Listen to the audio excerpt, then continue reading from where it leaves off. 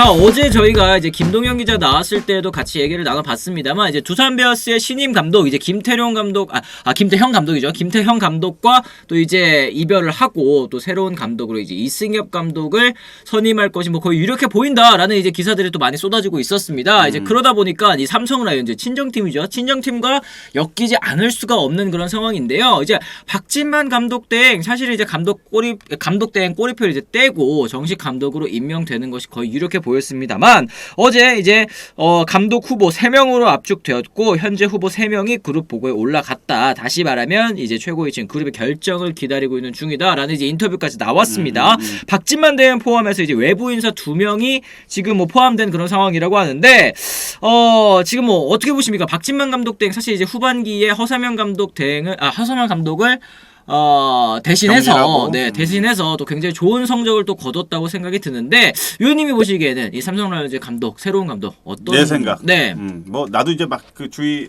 그 삼성 관계자들 막 물어봐도 답 안 주지. 답을 주겠냐고 당연히 뭐 기대는 크게는 안 하고 이제 막 물어보고 막 이렇게 뭐 해봤는데 네. 일단 뭐 자기네들도 정확하게는 모르겠다. 모르겠다고만 계속 이제 뭐 얘기를 하죠 당연히. 네. 근데 이제 저는 개인적으로도 박지만 감독 대행이 됐으면 좋겠고, 또 저만한 분이 지금 삼성을 맡을 감독으로서 저만한 분이 또 계실까? 라는 거. 그리고 특히 이제 삼성 같은 경우에는 물론 허삼영 감독은 코치 경력은 없었죠. 그렇죠. 근데 이제 삼성은 특히 그 코치 경력에 대한 거를 굉장히 많이 신경을 쓰고 감독을 영입을 하는데, 그럼 허삼영 감독은 코치 경험이 없지 않냐. 근데 하지만 허삼영 감독은 데이터 팀에서 전력 분석 팀에서 현장하고 매일같이 몇 년 동안 몇십 년 동안 정말 오랜 시간 동안 그렇죠. 계속 붙어 다녔으니까 그걸 이제 감안을 해가지고 감독으로 이제 임명을 한 건데, 박지만 감독 땡은 많죠. 수비 코치 경험도 많고 주루 코치부터 해가지고 뭐 2군 감독 경험도 있고 하니까 지금 삼성이 선택할 수 있는 최고의 카드는 박지만 감독 대행이 아닌가. 그렇죠. 말 나온 김에 진만형한테 카톡이나 한번 보내볼게. 아 뭐야. 뭐 얘기해. 방송 끝나고 하세요. 괜찮아. 그냥 하는 거 생각났을 때 해야지. 그렇습니다. 어쨌든 이제 박진만 감독 댁이 또 이제 확실히 위기에 놓인 삼성 라이온즈를 또 추스려서 또 좋은 경기력, 그리고 또 어쨌든 주전 선수들 그리고 또 이제 백업 선수들 다 잘 활용해 가면서 이 운영을 했다는 것은 또 부인하기 어려운 그런 사실인 것 같은데, 어쨌든 지금 이제 이승엽 감독 이 두산으로 만약에 가게 된다면, 지금 뭐 이런 얘기를 하시는 분도 계세요. 뭐 이승엽 위원님은 2군 감독으로 임명한 것도 나쁘지 않은 것 같은데 얘기를 하셨는데, 지금 1군 감독이 불러주는 팀이 있는데 뭐 굳이 지금 뭐 2군 감독부터 시작할 이유가 있나? 뭐 이런 생각이 들기도 합니다. 위원님 어떻게 보세요? 이게 사실 감독이 아니면 이승엽 정도의 네임밸류가 있나요? 그 정도라면 2군 감독 제안하는 것 자체가 굉장히 부담이지 않을까? 어제도 그런 비슷한 말씀을 하셨거든요. 사실은 이제 선수 생활을 40 넘어서까지 하기도 했었고, 또 그때 끝나고 나서 바로 이제 코치부터 시작을 해서 착착착착 올라갔으면 모를까, 지금에 와서 다시 이제 코치 혹은 이제 2군 감독부터 시작하기에는 다소 이제 좀 시간이 오래 걸리지 않느냐, 뭐 이런 의견들도 또 있었는데, 그런 부분에 있어서 좀 부담이 될 것 같기는 합니다. 위원님 말씀처럼. 네. 나는 굳이 코치 경험이 그렇게 과연 중요한가? 감독 자리에 앉히기 위해서. 이건 뭐 코치님 지금 뭐 현장에 계신 또 현역 코치님들을 뭐라 하는 건 절대 아닙니다. 네. 절대 아니고 물론 지도를 하는 건, 그러니까 코치는 이제 지도를 하는 거지. 선수를 지도하는 그런 위치잖아요. 그렇죠. 감독은 그걸 운영을 하는 위치야. 지도하는 위치는 아니거든. 그러니까 지도와 운영은 엄연히 다르다는 생각인 거야 나는. 코치가 무슨 뭐 경기를 왜 운영을 해? 좋은 선수들 만들고 유망주들 발굴해서 맞아. 적극 추천하고 그런 것들이 이제 딱 보이면 감독이 그 선수를 이제 기용을 하고, 그 선수를 어떻게 기용을 하느냐는 감독의 또 고유 권한이고, 그렇죠. 감독이 하는 일이고. 그러니까 이게 포지션 자체가 아예 달라. 코치는 지도를 하고 감독은 운영을 하고. 그렇죠. 전 부분을 이제 다 이 책임을 지고 또 이제 관리를 하는 그런 입장이라고 한다면, 사실 이제 코칭 스태프 같은 경우에는 좀 이제 담당 분야가 좀 따로 있다, 뭐 이런 느낌이 좀 들기도 합니다. 그래서 뭐 이승엽 선배 정도면은 뭐 당연히 저는 코치 제안은 구단들이 부담스러워하고, 그리고 그렇죠. 이승엽 선배가 과연 코치직을 제안을 했는데 그걸 수락을 할까? 사실. 그래, 저도 그 생각이 들어요. 뭐 2군 감독 뭐 이런 얘기를 하시지만 지금 뭐 1군 감독으로 오퍼해 주는 데가 있는데 굳이 이제 삼성 친정팀이라고 또 2군 감독부터 시작하고 싶을까? 뭐 이런 생각이 좀 들기도 합니다. 지금 보니까 애초에 삼성에 자리가 있었던 것도 아니고 멀쩡히 박지만 감독도 있고 자리 있는데 레전드라고 전관 예우식으로 자리 빼서 만든다? 그것도 좀 아닌 것 같습니다. 세라피모님께서 얘기를 하셨는데. 그렇지. 네. 근데 박지만 감독 대행도 분명히 기대는 많이 하고 있을 거야. 왜냐하면은 뭐 현장에서 지도하고 있는 감독 코치들 최종 목표, 최종 꿈은 바로 1군 감독이지. 그렇죠. 1군 감독인데 자기도 감독 대행을 이제 보내면서 나름 성과를 또 냈잖아. 네. 가능성을 내비쳤고 그러면 당연히 또 기대가 되지 될 수밖에 없는 건데. 맞아요. 여기서 이제 뭐 이승엽을 감독으로 딱 삼성에서 딱 불렀다.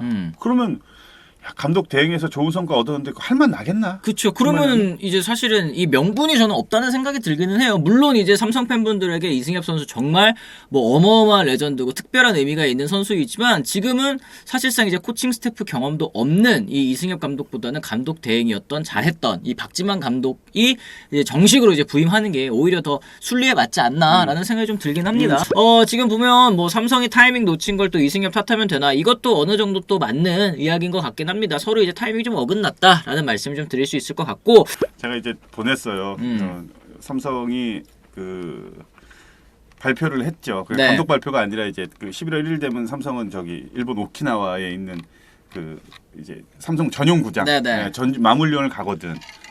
온나손. 네. 거긴 전지훈련도 쓰고 마무리훈련도 쓰고 네. 삼성도 투자를 많이 했으니까 거기를 간단 말이야 항상. 내가 이제 형 감독 되면 오키나와 놀러 갈게. 네. 했는데 답장이 왔는데 되면 놀러와. 놀러와 되면 놀러와 되면. 그렇죠. 네. 그래서 아직은 안 된 것 같습니다. 그래요. 이 아직까지는 또 이제 확답이 안 내려온 그런 상황이고 조만간 그리고 지금 이제 포스트 시즌이 또 진행되는 날 아니겠습니까? 오늘 같은 경우에는 경기가 또 있는 날이기 때문에 보통 이렇게 감독 선임 혹은 이제 뭐 외부 영입 뭐 이런 경우에는 또 이제 이 포스트 시즌 경기 없는 날에 또 발표하는 게 또 예의 아니겠습니까? 네, 그런 부분에 있어서. 이제 박지만 감독 대행이 같이 선수 생활을 했던 사람이라면 네. 이 사람이 감독이나 지도자를 하면은 진짜 잘 할 수 있을 거라는 기대감이 엄청 커요. 같이 해본 사람들은 좀 많이 느끼실 거예요. 이게 장단이 너무 확실해. 네. 우리가 플레이 할 때나 아니면은 뭐 인터뷰나 이런 거 할 때 보면 되게 조용조용하고 사람이 차분하고 플레이 자체가 좀 그렇잖아요. 그렇죠. 견실한 느낌. 근데 이제 탄탄하고. 고참 주장일 때는 또 달라. 호준이 형보다 더 세. 그니까요. 저는 더 강해. 이 박진만 감독 대행이 진짜 경기에서 또 실책한 선수, 또 이제 좀 약간 뭐라고 해야 될까 보네드 플레이한 선수들 이제 문책성으로 딱 바로바로 빼버리는 걸 보고 진짜 겉으로만 판단하면 안 되겠구나 이런 생각 좀 했어요. 뒤도 안 돌아봐. 엄청 냉정해. 근데 또 경기가 끝나거나 훈련이 끝났을 때는 또 달라. 이제 그 선수가 그럼으로 인해서 뭐 마음의 상처를 받을 수도 있고 좀 뭐 그럴 수도 있잖아. 네. 또 그런 걸 또 잘 이렇게 어루만져줘. 어루만져주고 이런 것들을 굉장히 잘해. 그래서 이 사람은 앞으로 향후에 참 지도자를 하면 지도자로서의 굉장히 큰 매력이 있을 것 같다. 그쵸. 그때 이제 같이 선수 생활했던 그 후배들, 친구들 또 선배들이 다 같이 이제 막 우리가 식사하면서 그런 얘기를 막 한 적이 있었거든. 근데 진짜 삼성 감독 대행 또 코치 맡으면서 굉장히 좀 탄탄대로로 잘 지금 하고 있는 것 같아요. 그렇습니다. 네.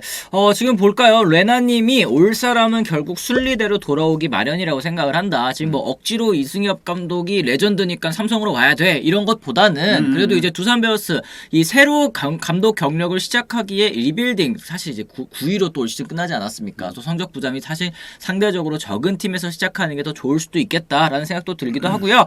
삼성 입장에서 놓쳤다기보다는 상황이 생각대로 또 안 흘러간 탓이겠지요. 무슨 의미가 있겠냐님의 의견도 그렇죠. 맞는 것 같습니다. 그러니까 뭐 경쟁이 굉장히 치열하면 사실은 경쟁에서 밀렸다고도 할 수 있는 거지. 그리고 그 선점을 두산이 아직 뭐 계약이 된 건 아니지만 네.